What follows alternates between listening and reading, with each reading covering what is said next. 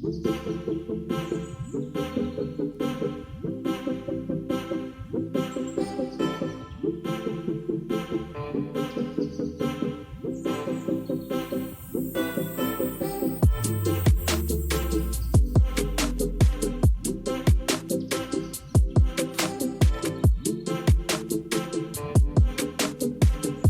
Hello friends, ಎಲ್ರಿಗೂ good morning, ಶುಭೋದಯ ಅಂತ ಹೇಳ್ತಾ ಇವತ್ತಿನ ವಿಡಿಯೋನ ಸ್ಟಾರ್ಟ್ ಮಾಡ್ತಿದ್ದೀನಿ.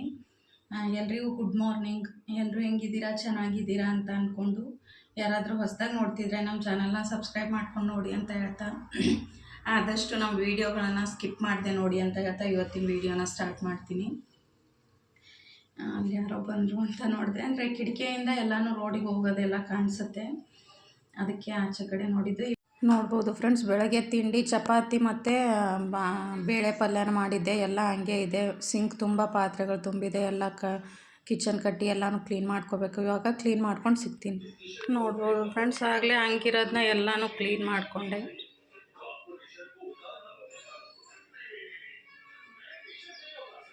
ಎಲ್ಲನೂ ಕ್ಲೀನ್ ಮಾಡಿಕೊಂಡು ಪಾತ್ರೆ ಎಲ್ಲ ತೊಳೆದ್ಬಿಟ್ಟು ಟಬ್ಬಲ್ಲಿ ಹಾಕಿಟ್ಟಿದ್ದೀನಿ.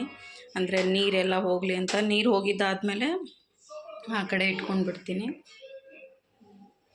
ಬೆಳಗ್ಗೆ ತಿಂಡಿ ಎಲ್ಲ ಮಾಡಿ ಅವನಿಗೆ ಸ್ಕೂಲ್ಗೆಲ್ಲ ಬಾಕ್ಸ್ ಎಲ್ಲ ಕಟ್ಟಿ ತಿಂಡಿ ಎಲ್ಲ ಕಳಿಸಿ, ಬೆಳಗ್ಗೆ ಮಾರ್ನಿಂಗ್ ರುಟೀನ್ ಸ್ಕೂಲಿಗೆ ಹೋಗೋ ಮಕ್ಕಳಿದ್ರು ಮನೆಯಲ್ಲಿ ಅಂದರೆ ಬ್ಯುಸಿಯಾಗಿರುತ್ತೆ. ಅಂದರೆ ಫ್ರೀ ಅನ್ನೋ ಟೈಮೇ ಸಿಗೋಲ್ಲ. ಅದಕ್ಕೆ ಬೆಳಗ್ಗೆದೆಲ್ಲ ಕೆಲಸ ಮುಗಿಸ್ಕೊಂಡು ಇವಾಗ ವೀಡಿಯೋನ ಸ್ಟಾರ್ಟ್ ಮಾಡಿದ್ದೀನಿ. ಎಲ್ಲನೂ ಕ್ಲೀನ್ ಮಾಡಿಕೊಂಡೆ ಇಲ್ಲಿರೋದೆಲ್ಲ. ಇವಾಗ ಒಂದು ಕಪ್ ಟೀ ಮಾಡ್ಕೊಳ್ಳೋಣ ಅಂತ ಕಿಚನ್ಗೆ ಬಂದಿದ್ದೀನಿ. ಒಂದು ಕಪ್ ಫ್ರೆಶ್ ಆಗಿರೋ ಟೀನ ಮಾಡಿಕೊಂಡು ಮತ್ತೆ ನೆಕ್ಸ್ಟ್ ಏನೇನಾಗುತ್ತೆ ಅಂತ ನೋಡೋಣ. ಸ್ವಲ್ಪ ಮಾಡು.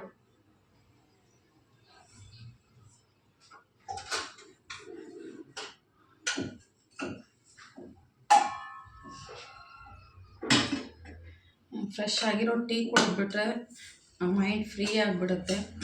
ಅದಕ್ಕೆ ಒಂದು ಕಪ್ ಟೀ ಮಾಡ್ಕೊಳ್ಳೋಣ ಅಂತ ಮಾಡ್ತಿದ್ದೀನಿ ಇವಾಗ. ಅಂದರೆ ಬೆಳಗ್ಗೆ ಅವ್ರ ಸ್ಕೂಲ್ ನಾನು ಮಕ್ಕಳಿಗೇನು ಟೀ ಕೊಡೋಲ್ಲ. ಅವ್ನು ಸ್ಕೂಲಿಗೆ ಹೋಗೋದ್ರಿಂದ ಅವನಿಗೆ ಟೀ ಮಾಡಲ್ಲ ನಾನು. ಅಂದರೆ ಟೀ ನಾನು ಅವ್ರಿಗೆ ಕೊಡೋದು ಕಡಿಮೆನೇ. ಹಾಲು ಕುಡಿಸ್ತೀನಿ, ಬಟ್ ಟೀ ಅಂತೂ ಕುಡಿಸಿಲ್ಲ. ಬ್ರೆಡ್ಡು ಬಂದಿದ್ದಾಗ ಸ್ವಲ್ಪ ಅದ್ಕೊಂಡು ತಿಂತಾರಷ್ಟೇ, ಆದರೆ ಕುಡಿಯೋದಿಲ್ಲ ಅವರು. ಹಾಲಿನ ಪೌಡ್ರು ಮಿಕ್ಸ್ ಮಾಡಿಬಿಟ್ಟು, ಅಂದರೆ ಮಿಲ್ಕ್ ಪೌಡರು ಅಂಗನವಾಡಿಲೆಲ್ಲ ಕೊಡ್ತಾರಲ್ಲ, ಆ ಮಿಲ್ಕ್ ಪೌಡರ್ನ ಮಿಕ್ಸ್ ಮಾಡಿಬಿಟ್ಟು ಟೀ ಮಾಡ್ಕೊಳ್ಳೋಣ ಅಂತ ಮಾಡ್ತಿದ್ದೀನಿ.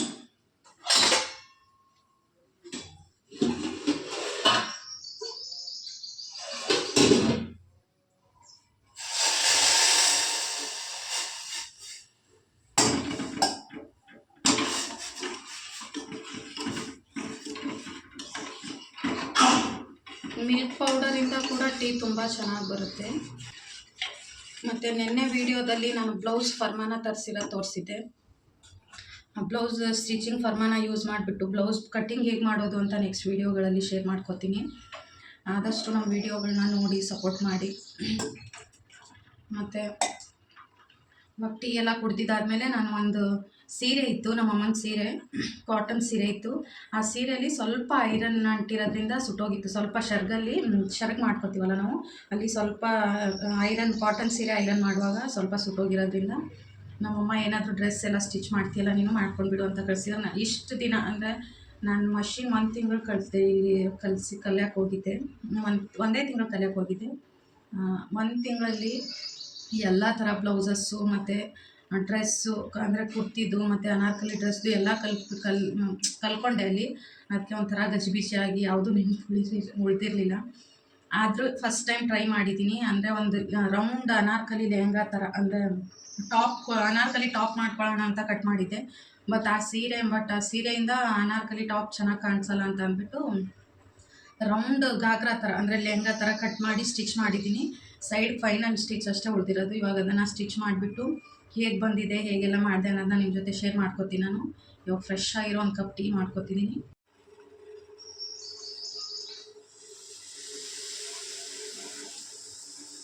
ತುಂಬ ಚೆನ್ನಾಗಿ ಬರುತ್ತೆ ಮಿಲ್ಕ್ ಪೌಡರ್ ಟೀ ಕೂಡ.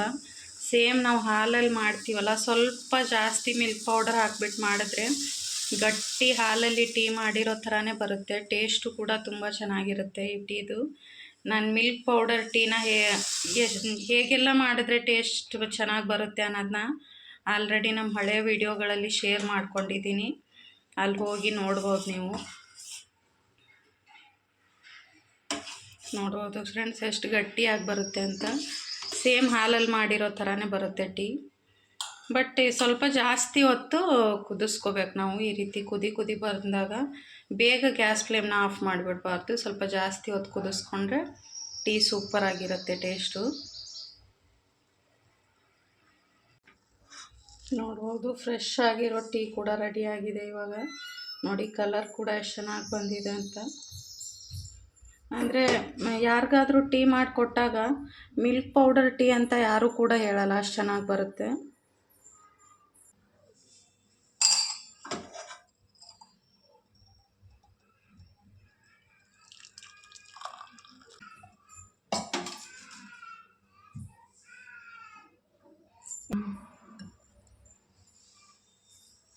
ಇವಾಗ ನಮ್ಮ ಪರಿಗೆ ಊಟ ಹಾಕಿರಲಿಲ್ಲ ಇವತ್ತು, ಅದಕ್ಕೆ ಅದಕ್ಕೆ ಊಟ ಹಾಕೋಣ ಅಂತ ತಂದಿದ್ದೆ. ತುಂಬ ಚೆನ್ನಾಗಿ ತಿನ್ನುತ್ತದು. ಅದರ ಊಟ ತೋರಿಸಿದ್ವಿ ಅಂದರೆ ಆ ಕಡೆ ಈ ಕಡೆ ಮೂಮೆಂಟ್ ಕೂಡ ತುಂಬ ಚೆನ್ನಾಗಿ ಮಾಡುತ್ತೆ. ನೋಡ್ಬೋದು ನೋಡಿ ಹೆಂಗೆ ಬರುತ್ತೆ ಅಂತ.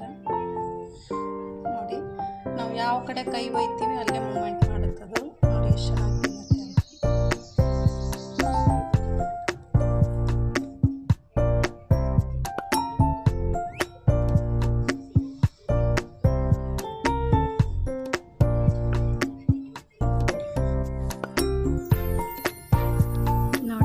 ತಿಂದಿದ್ದಾದ್ಮೇಲೆ ಅದಕ್ಕೆ ಮೂಮೆಂಟು ಒಂದಿಷ್ಟು ದಿವಸ ಹುಷಾರಿರಲಿಲ್ಲ ಅಂತ ಅನಿಸುತ್ತೆ ಅದಕ್ಕೆ. ಅಂದರೆ ಸೈಲೆಂಟ್ ಆಗಿಬಿಟ್ಟಿತ್ತು ಯಾವಾಗಲೂ. ಇವಾಗ ಮೂಮೆಂಟ್ ಎಲ್ಲ ತುಂಬ ಚೆನ್ನಾಗಿ ಮಾಡುತ್ತೆ ನೋಡಿ.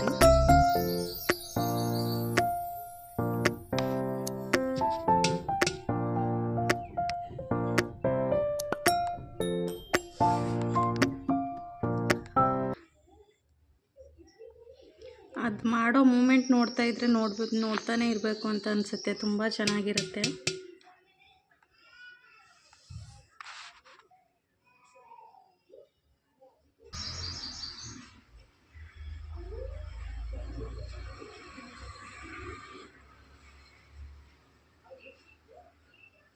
ತುಂಬ ಬಿಸಿಲಿದೆ ಇವಾಗ.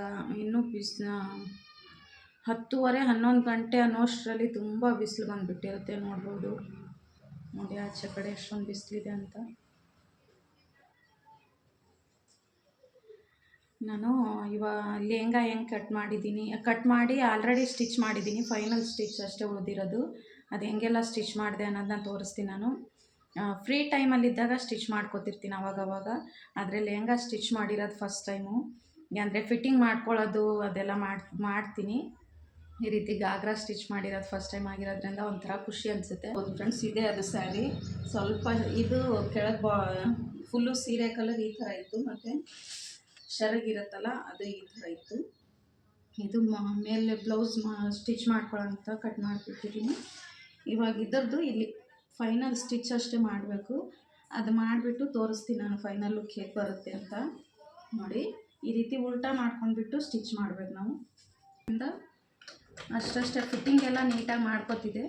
ಇವಾಗಷ್ಟೇ ಈ ರೀತಿ ಫಸ್ಟ್ ಟೈಮ್ ಲೆಹಂಗಾನ ಸ್ಟಿಚ್ ಮಾಡಿದ್ದೀನಿ. ನೋಡೋಣ ಹೇಗೆ ಬರುತ್ತೆ ಅಂತ. ನೋಡಿ ದಾರ ಕೂಡ ಖಾಲಿ ಆಗಿಬಿಟ್ಟಿದೆ. ನೈಟು ನೋಡಿಕೊಂಡೇ ಇಲ್ಲ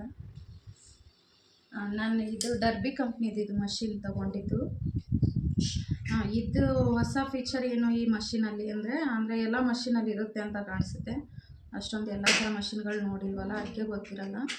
ಈ ಮಷಿನಲ್ಲಿ ಬಾಬಿನ್ಗೆ ಅಂದರೆ ಈ ಬಾಬಿನಲ್ಲಿ ಹಾಕ್ತೀವಲ್ವ ನಾವು ಇದು ದಾರದ ರೋಲ್ನ, ಇದರಲ್ಲಿ ದಾರ ತುಂಬ್ಕೊಳ್ಳೋ ಫೀಚರ್ನ ಅವರೇ ಕೊಟ್ಟಿದ್ದಾರೆ. ನೋಡಿ ಇಲ್ಲಿ ಹಾಕ್ಕೊಂಡು ನಾವು ತಿರುಗಿಸ್ಕೊಳ್ಳೋದಷ್ಟೇ. ಈ ರೀತಿ ದಾರಾನ ಕೈಯಲ್ಲಿ ಇಟ್ಕೋಬೇಕು ಒಂದು ಸೈಡು. ಇನ್ನು ತಿರುಗಿಸ್ಕೊಂಡ್ರೆ ತಾನೇ ತುಂಬ್ಕೊಳ್ಳುತ್ತೆ ದಾರ. ಫಸ್ಟಿಗೆ ಅಂದರೆ ನಾನು ಸ್ಟಿಚ್ ಮಾಡೋಕ್ಕೆ ಹೋಗಿರೋ ಆಂಟಿ ಹತ್ರ ಇದೇ ಕಂಪ್ನಿದು ಮಷಿನ್ ಇದೆ. ಬಟ್ ಅವ್ರ ಮಷಿನಲ್ಲಿ ಈ ಫೀಚರ್ ಇಲ್ಲ.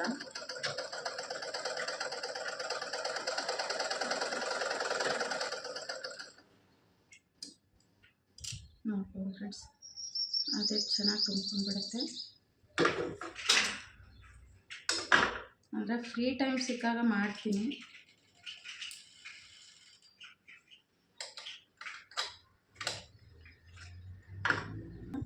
ಇದಿಷ್ಟು ಸ್ಟಿಚ್ ಮಾಡಿಬಿಟ್ಟು ಹಾಕ್ಕೊಂಡು ತೋರಿಸ್ತೀನಿ ನಾನು.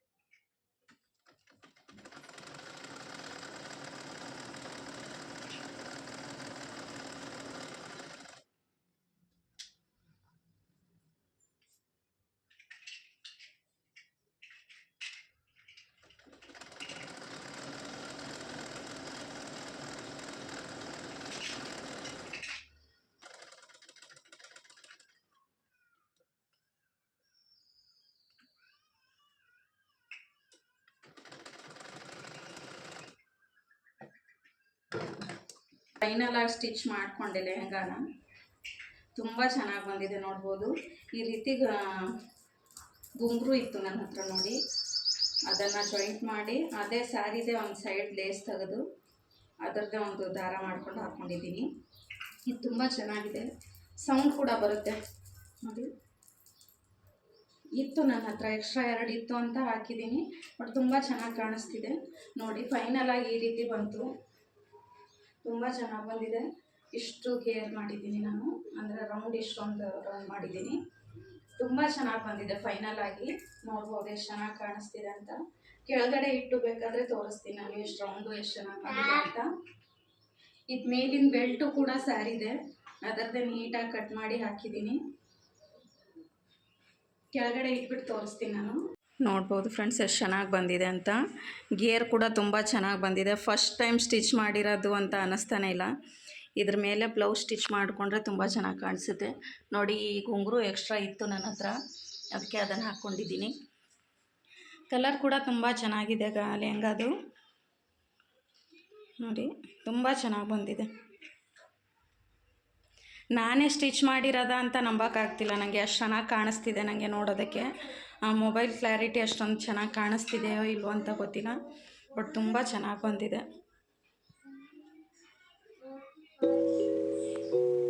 ನೋಡಿದ್ರಲ್ಲ ಫ್ರೆಂಡ್ಸ್ ಹೇಗೆಲ್ಲ ಸ್ಟಿಚ್ ಮಾಡಿದೆ ಅಂತ. ತುಂಬ ಚೆನ್ನಾಗಿ ಬಂದಿದೆ, ನೋಡೋದಕ್ಕೆ ಕೂಡ ತುಂಬ ಚೆನ್ನಾಗಿದೆ. ಈ ವಿಡಿಯೋ ನಿಮ್ಗೆ ಇಷ್ಟ ಆಗಿದ್ರೆ ಪ್ಲೀಸ್ ಒಂದು ಲೈಕ್ ಮಾಡಿ, ಶೇರ್ ಮಾಡಿ, ಕಮೆಂಟ್ ಮಾಡಿ, ಹಾಗೂ ನಮ್ಮ ಚಾನಲ್ನ ಸಬ್ಸ್ಕ್ರೈಬ್ ಮಾಡ್ಕೊಂಡು ನೋಡಿ ಅಂತ ಹೇಳ್ತಾ, ಯಾರಾದರೂ ಹೊಸದಾಗಿ ನೋಡ್ತಿದ್ರೆ ನಮ್ಮ ಚಾನಲ್ನ ಸಬ್ಸ್ಕ್ರೈಬ್ ಮಾಡ್ಕೊಂಡು ನೋಡಿ.